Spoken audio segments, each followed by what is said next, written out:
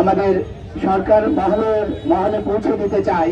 আমরা কিন্তু দেশের স্বতঃস্ফূর্তভাবে যে 5% ভ্যাট করেছিলেন, 7.5% যখন ছিল, 15% যখন ছিল, এটাকে কমিয়ে আনার পর ভ্যাট দেওয়ার পরিধি বেড়ে গেছে। আপনাদের অ্যাসেসমেন্টে দেখা যাচ্ছে এবার সর্বোচ্চ ইনকাম ট্যাক্স পড়েছে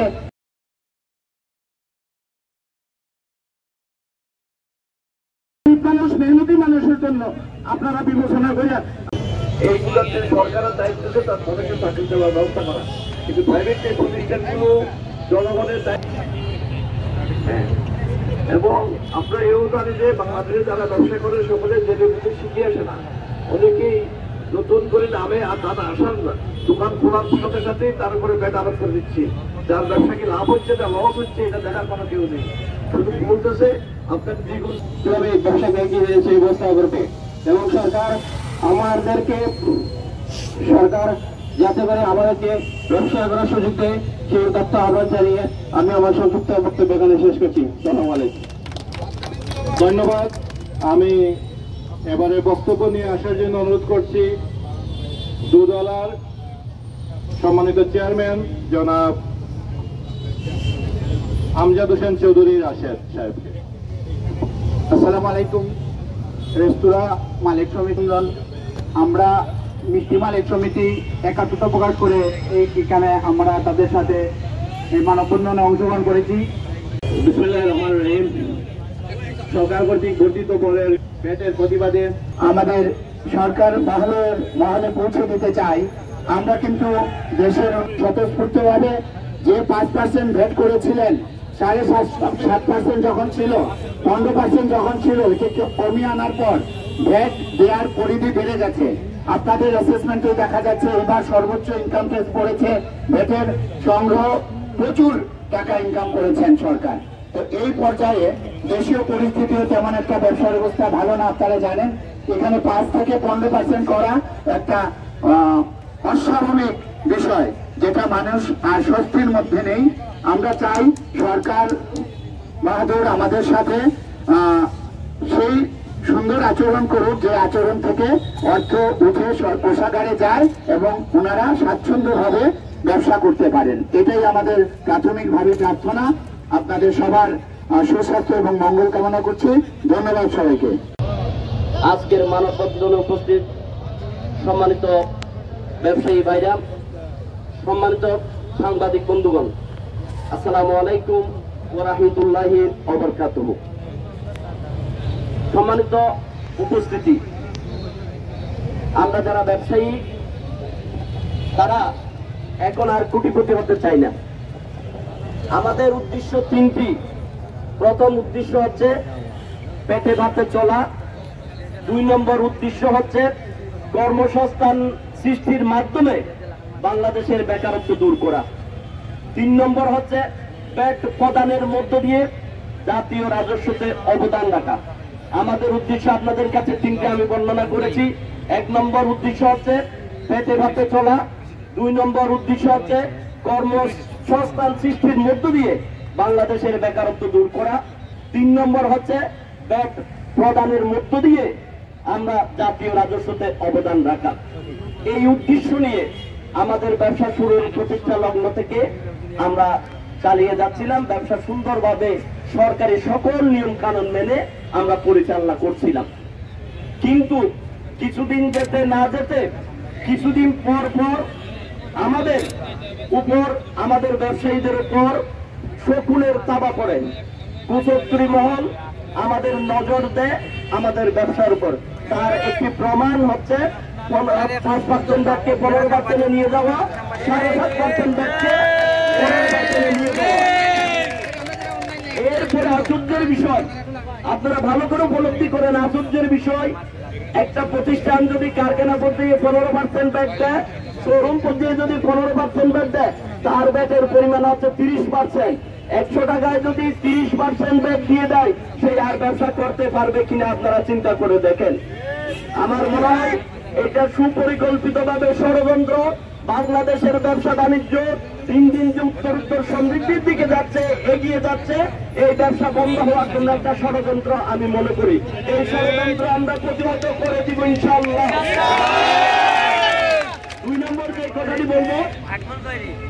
সেটা হচ্ছে গ্যাসের বিষয়ে।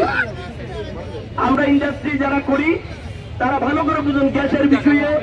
আগে গ্যাসের ঘনমিটার, প্রতি ঘনমিটারের দাম ছিল 10 টাকা, কিন্তু এখন সেটা 30 টাকা করেছে 1 বছর আগে। আমরা সরকারকে সহযোগিতা করেছি, আমরা সেটা মেনে নিয়েছি। এখন শুনতেছি সেটা নাকি প্রধান উপদেষ্টার দপ্তরে 80% অর্থাৎ 80 টাকা করার একটা প্রস্তাব উঠেছে। এই হীন ষড়যন্ত্র বন্ধ করা যদি না হয়, আমরা ব্যবসায়ীরা বাংলাদেশে আর ব্যবসা করতে পারবো না। আগে আমরা 10 লাখ টাকা গ্যাসের বিল দিতাম, এখন 30 লাখ টাকা গ্যাসের বিল দিই। সেই গ্যাসের বিল যদি 80 লাখ টাকা দেওয়া হয় তাহলে ব্যবসাটা এমনি বন্ধ হয়ে যাবে। এই ব্যাপারে আমরা সরকারের সুদৃষ্টি কামনা করছি। 3 নম্বরে যে কথাটি বলবো সেই কথাটি হচ্ছে বাংলাদেশে 22টির উপর লাইসেন্স লাগে। আপনি চিন্তা করে দেখেন, আপনারা চিন্তা করে দেখেন, একটা উদ্যোক্তা যদি 22টি লাইসেন্স নিয়ে তারপর ব্যবসা শুরু করে, তার পক্ষে ব্যবসা শুরু করা অত্যন্ত কঠিন হয়ে যাবে।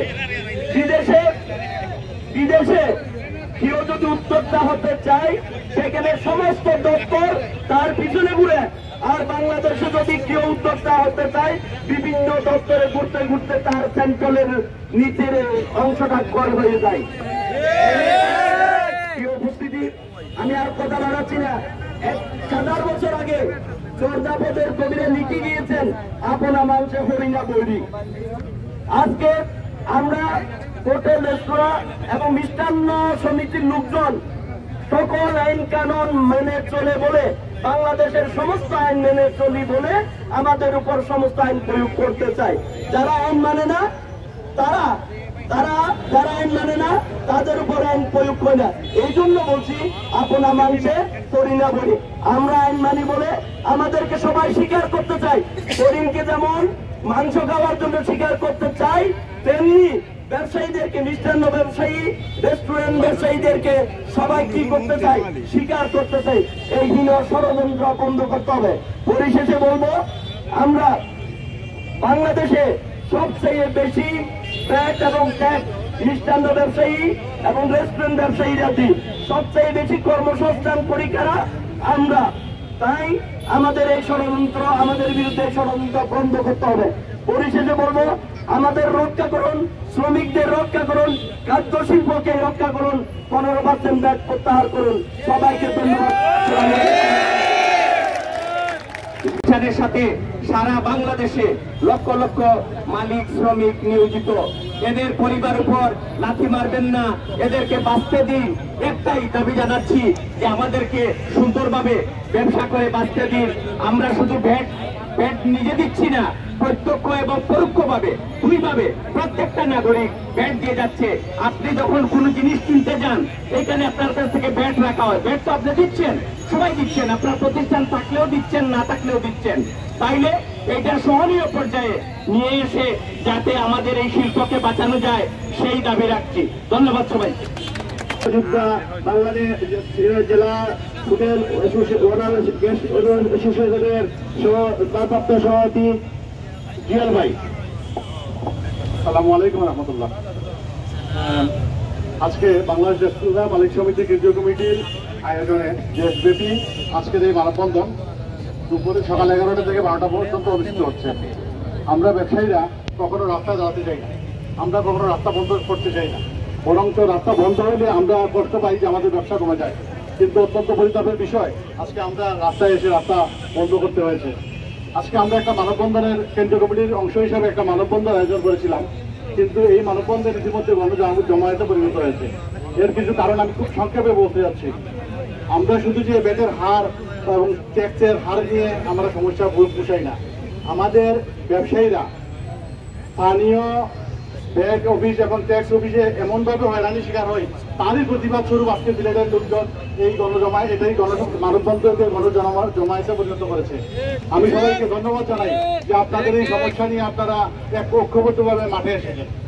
আমরা মাননীয় প্রধান উপদেষ্টার সাথে অত্যন্ত খুশির সাথে খুশি হয়েছিলাম যে ডক্টর ইউনূস সাহেবের মতো একজন লোক আমাদের দেশের প্রধান উপদেষ্টার দায়িত্ব নিয়েছিলেন, এবং আমরা আশাবাদী ছিলাম যে বিগত সময়ে দেশে যত টাকা পাচার হয়েছিল উনি সবার আগে এই পাচারকৃত টাকাটা ফিরিয়ে আনবেন। কিন্তু উনি 5 মাসের মাথায়, অর্থাৎ যে 9 তারিখে উনি দায়িত্ব নিয়েছিলেন, ঠিক এই 5 মাসের মাথায় 9 তারিখে উনি একটা টাকা ফিরিয়ে আনার উদ্যোগ না নিয়ে জনগণের ঘাড়ে ট্যাক্সের বোঝা চাপিয়ে দিলেন IMF এর প্রেসক্রিপশনে। আমরা গত 15 বছর করতাম শুনছি ইন্ডিয়ার প্রেসক্রিপশনে, এখন চলে গেছে আমরা IMF প্রেসক্রিপশনে। আমি এই সরকারের প্রতি বিনীত অনুরোধ করতে চাই যে আমরা যেন কোনো IMF বা কোনো বিদেশি শক্তির প্রেসক্রিপশনে না চলে জনগণের প্রেসক্রিপশন নিয়ে চলেন। ইনশাল্লাহ এই দেশ আমাদের দেশ, আমরাই সোনার বাংলাদেশ হিসাবে গড়ে তুলব। আমি পরিশেষে সবাইকে ধন্যবাদ জানিয়ে আজকের এই মানববন্ধন আমরা 11টায় শুরু করেছি এবং 12টায় শেষ করব, এই টার্গেট নিয়ে এগিয়ে যাচ্ছি। আমি আমার বক্তব্য দীর্ঘ না করে আমার বক্তব্য শেষ করলাম। ধন্যবাদ সবাই। মিষ্টান্ন মালিক সমিতির সদস্য এবং রসমালার ম্যানেজিং ডিরেক্টর জনাব ফয়সাল আহমেদ। আসসালামু আলাইকুম ওয়া রাহমাতুল্লাহি ওয়া বারাকাতুহু। তাহলে আমরা পূর্ব বক্তারা বলে গেছেন যে সংক্রান্ত ব্যাপারটা, কিন্তু আমরা দুই একটা কথা আমি বলতে চাই, বেড ট্যাক্স এইগুলা তো আমাদের নীতি। বক্তব্য নিয়ে আসছেন সিলেট জনাব ফয়েজ হাসান ফেরদৌস, এবং উনি সিলেটের বিখ্যাত প্রতিষ্ঠান স্টার প্যাসিফিকের পরিচালক। আসসালামু আলাইকুম। আমি সংক্ষেপে আপনাদের মাঝে রোদ্রের মাঝে দাঁড়িয়ে আর বক্তব্য দীর্ঘায়িত করবো না। আমি শুধু সংক্ষেপে এইটুকু বলবো, সরকারকে অনুরোধ করব, আমরা বাংলাদেশের 64টি জেলায় একই সাথে আমরা মানববন্ধন করেছি। আপনাদের এই বেটের ব্যাপারটা আবারও চিন্তা ভাবনা করেন, কারণ আমরা ব্যবসায়ীরা পথে বসে যাব।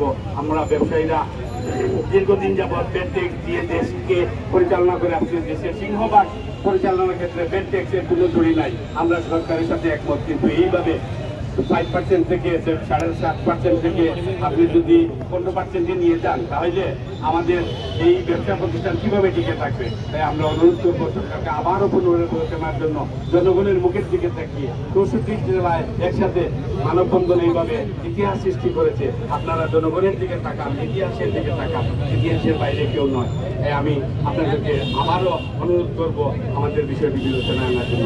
ধন্যবাদ সবাই। শেষ পর্যায়ে চলে আসছি। আমাদের আজকের এই মানববন্ধন কর্মসূচির আনুষ্ঠানিকতা আমরা যত সময়ে শেষ করব, 12টার সময় বলেছিলাম, আমরা এর মধ্যে শেষ করব। আমাদের এখানে আজকে অনেক নেতৃবৃন্দ এসেছেন, অনেক অ্যাসোসিয়েশনের প্রেসিডেন্ট, সেক্রেটারি সবাই এসেছেন। আমাদের সবাইকে আজকে বক্তব্য দেওয়ার সুযোগ দিতে পারি নাই সময় স্বল্পতার জন্য। আমরা নির্দিষ্ট টাইমে শুরু করতে এবং শেষ করতে চাইছিলাম, এই জন্য তাই আমরা আন্তরিকভাবে দুঃখ প্রকাশ করছি। এবারে আমাদের সবাইকে ধন্যবাদ, এবং সমাপনী আজকের এই অনুষ্ঠানের সমাপনী বক্তব্য রাখবেন বাংলাদেশ রেস্তোরাঁ মালিক সমিতির সিলেট জেলা শাখার সভাপতি জনাব খালেদ আহমদ। আসসালামু আলাইকুম। বাংলাদেশ রেস্তোরাঁ মালিক সমিতি কর্তৃক আয়োজিত আজকের এই মানববন্ধন কর্মসূচির উপস্থিত সবাইকে আমি আমার পক্ষ থেকে ধন্যবাদ জানাই। আমাদের সাথে সম্পৃক্ত হয়েছেন সিলেট ক্যাটারার্স গ্রুপ, বাংলাদেশ মিষ্টান্ন ভান্ডার সমিতি এবং হোটেল অনার্স অ্যাসোসিয়েশন। আমরা সবাই খাদ্য প্রস্তুতের সাথে সম্পৃক্ত, তাই সবাই আমরা এক প্ল্যাটফর্মে এসে আজকে এই মানববন্ধনে দাঁড়িয়েছি। আমাদের সাথে যারা সম্পৃক্ত হয়েছেন, লালবাজার আবাসিক হোটেল ব্যবসায়ী সমিতি আমাদের সাথে সম্পৃক্ত হয়েছেন। আমি আমাদের সাথে যারা সম্পৃক্ত হয়েছেন তাদের সবাইকে ধন্যবাদ জানাই এবং আন্তরিক মোবারকবাদ জানাই। আজকে আমরা আসলে ছোট মানববন্ধন করতে চেয়েছিলাম, যেহেতু কেন্দ্রীয় কমিটির সিদ্ধান্ত, সেই কেন্দ্রীয় কমিটির সিদ্ধান্ত মোতাবেক আমরা আজকে মানববন্ধন কর্মসূচি পালন করতেছি। এখানে আমরা এসে মানববন্ধনে দাঁড়িয়ে যা দেখলাম, আপনারা সবাই দেখেছেন, এখানে একটা জনসমুদ্রে আজকে পরিণত হয়েছে, যেটা মানুষ কষ্ট পেয়েই আজকে এই রাস্তায় নেমেছে। আমরাও আজকে এই কষ্টর কারণেই এই রাস্তায় নেমেছি। আপনারা সবাই জানেন, গত 9 তারিখে হঠাৎ করে আমাদের একটা প্রজ্ঞাপন চলে আসলো যে 5% ব্যাট থেকে 15% ব্যাট আগামী জানুয়ারি মাস থেকে আমরা দিতে হবে। আমরা আগে আমাদের বেড ছিল 7.5%, নন এসি ছিল 7.5% এবং এসি ছিল 15%। সেটা আমাদের কেন্দ্রীয় নেতৃবৃন্দের আন্দোলনের ফলে এই 15% এবং 7.5% বেড থেকে নামিয়ে সবাইকে এক সমান 5% করা হয়েছিল। সেই 5% বেড যখন করা হয়েছিল তখন 2022-23 সালের অর্থবছরে এনবিআর এর তথ্য মতো 17% বেড আহরণ বৃদ্ধি পেয়েছিল এবং সেই ধারাবাহিকতায় এই বিগত বছরেও 19% বেড আহরণ বেড়েছিল। সরকার এই দিকে না তাকিয়ে হঠাৎ করে 15% বেডে নিয়ে গেল। আমাদের দাবি ছিল এই 5% থেকে যদি 3% নিয়ে আসা হয় তাহলে বেডের পরিধিটা আরো বাড়বে এবং বেড আহরণটাও আরো বাড়বে।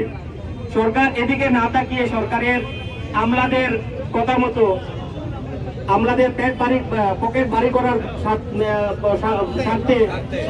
স্বার্থে এই 15% বেড করা আমাদের উপরে চাপিয়ে দেওয়া হয়েছে। এই 15% বেড আমরা কোনোভাবেই মানি না, আমরা মানব না। আমরা সবাই এর বিরোধিতা করতেছি। আমাদের কেন্দ্রীয় কমিটির সিদ্ধান্ত মোতাবেক ওনারা প্রথমে সংবাদ সম্মেলন করেছিলেন। সংবাদ সম্মেলনের পরে কোনো সরকারের কোনো প্রক্ষেপ হয় নাই, সরকার কোনো পদক্ষেপ নেয় নাই। আজকে সংবাদ সম্মেলনে ঘোষণা দেওয়া হয়েছিল যে যদি সংবাদ সম্মেলনের পরে কোনো সমাধান না আসে তাহলে মানববন্ধন হবে। মানববন্ধনেও যদি কোনো সমাধান না আসে তাহলে আরো বৃহৎ আকারে আমাদের এই কর্মসূচি আসছে। হয়তোবা আমরা পরবর্তীতে আমাদের ব্যবসা প্রতিষ্ঠান বন্ধ করে আমরা রাস্তায় নেমে আসবো। আমরা ব্যবসা প্রতিষ্ঠান, আমাদের হোটেল রেস্টুরেন্ট সবকিছু সারা বাংলাদেশে একসাথে আমাদের সব হোটেল রেস্টুরেন্ট বন্ধ করে দেবো। আমরা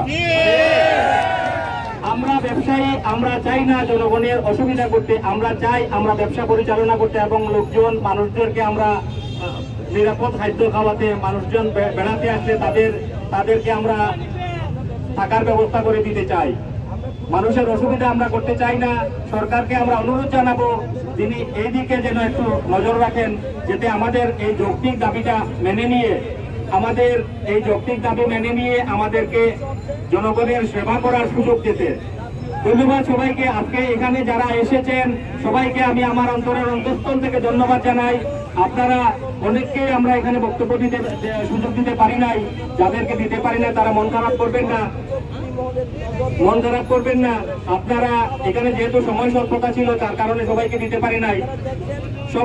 সবার একই দাবি ছিল, আমাদের দাবির লক্ষ্যটা ছিল আমরা বেড মানি না, এই বেডটাকে আমরা 3% বেড আমাদের দাবি ছিল। এটা আমরা আজকে সরকারের কাছে পৌঁছে দিতে পেরেছি বলে, আপনাদের সহযোগিতায় এটা পৌঁছে দিতে পেরেছি বলে আমি সবাইকে ধন্যবাদ জানাই। পরিশেষে আরেকটা কথা বলবো, আজকে আমরা এই মানববন্ধনের পরে আমরা যারা আমাদের সহযোগী সংগঠন তাদেরকে নিয়ে আমরা জেলা প্রশাসক বরাবর এবং এনবিআর বরাবর আরো দু একটা আমরা স্মারকলিপি আমরা দেব। সবাই যাওয়ার দরকার নাই, এখানে আমরা নেতৃস্থানীয় কয়েকজন আমরা যাব। আমরা গিয়ে মানববন্ধন স্মারকলিপিটা পেশ করে আসবো।